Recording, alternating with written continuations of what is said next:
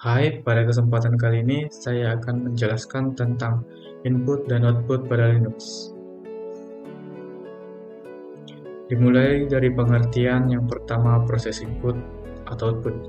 Proses adalah program yang sedang berjalan setiap kali instruksi diberikan. Kernel Linux menciptakan sebuah proses dengan memberikan nomor PID atau proses identity. Proses dalam Linux selalu membutuhkan input dan menghasilkan output.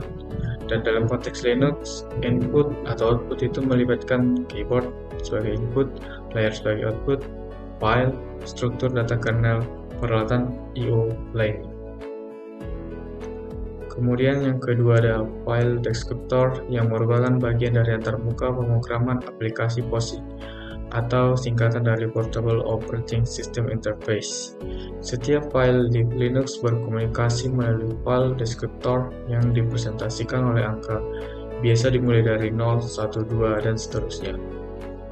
Ada juga terdapat 3 file descriptor standar yang diciptakan oleh proses. Yang pertama 0 untuk keyboard standar input, kemudian ada 1 untuk layar standar output, kemudian ada 2 untuk layar standar error. Linux ini tidak membedakan antara peralatan hardware dan file, dan memanipulasi peralatan hardware dilakukan dengan cara yang sama seperti memanipulasi file. Yang ketiga itu merupakan ada pembelokan atau disebut juga dengan redirection, yang merupakan teknik mengalihkan input atau output dari standar yang biasanya. Pembelokan dapat dilakukan untuk standar input, output, dan juga error.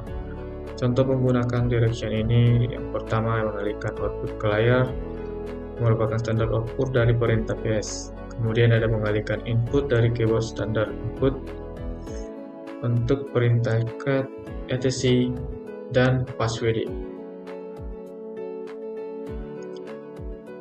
Kemudian ada jenis-jenis dari perangkat input dan output. Yang pertama dari perangkat input atau masukan.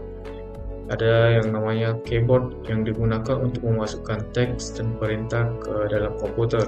Kemudian mouse yang berfungsi untuk mengontrol pergerakan kursor pada layar dan memilih objek. Yang ketiga ada scanner yang berfungsi mengonversi dokumen fisik menjadi format digital. Kemudian ada perangkat output atau keluaran. Yang pertama ada monitor yang berfungsi untuk menampilkan informasi visual termasuk teks, gambar, dan video. Kemudian ada printer menghasilkan cetakan fisik dari dokumen digital. Dan yang terakhir ada hard disk yang biasa kita gunakan untuk menyimpan data. Di sini hard disk dapat digunakan atau dianggap sebagai perangkat output karena menghasilkan data yang dapat diakses oleh pengguna. Kemudian ada arsitektur I/O pada sistem operasi Linux.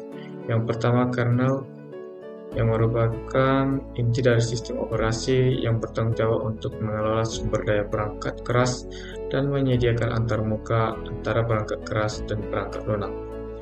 Kemudian kernel ini memiliki tugas seperti mengelola proses, memori, sistem, cache, dan perangkat I/O. Kemudian yang kedua ada driver yang merupakan perangkat lunak yang memungkinkan kernel berkomunikasi dengan perangkat keras.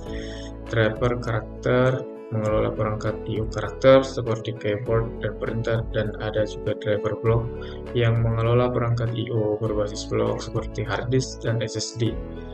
Yang terakhir ada file system yang merupakan cara Linux mengatur dan menyimpan data pada perangkat penyimpanan seperti hard disk.